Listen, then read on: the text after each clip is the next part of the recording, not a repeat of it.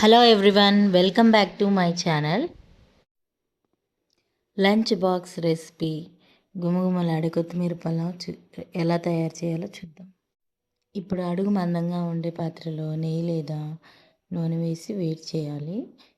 నూనె వేడెక్కాక బిర్యానీ ఆకు, దాల్చిన చెక్క, షాజీరా, లవంగాలు, యాలక్కాయలు వేసి వేగించండి.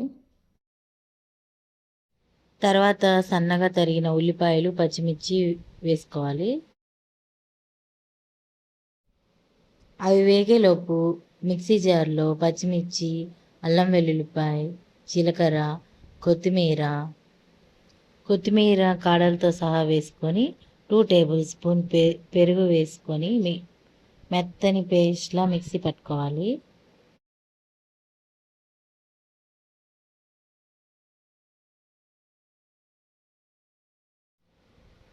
ఇప్పుడు కొన్ని జీడిపప్పు వేసుకొని వేపుకోవాలి. ఇప్పుడు సిద్ధం చేసుకున్న కొత్తిమీర పేస్ట్ను వేసి పచ్చివాసన పోయే వరకు వేపుకోవాలి.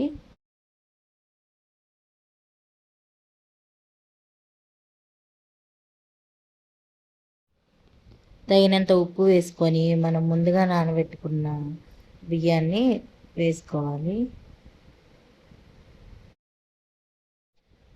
ఇప్పుడు ఇంకో స్టవ్ మీద మనకి ఎసురుకి కావాల్సినంత వాటర్ని వేడి చేసుకోవాలి. నేను నార్మల్ రైస్ తీసుకున్నాను. ఈ రైస్కి 1 గ్లాస్ బియ్యానికి 1.5 గ్లాస్ వాటర్ పడతాయి. ఇప్పుడు వేసుకున్న బియ్యాన్ని 2 నిమిషాలు అలా వేపుకోవాలి. ఇలా వేపుకోవడం వల్ల కొత్తిమీర ఫ్లేవర్ రైస్కి బాగా పడుతుంది.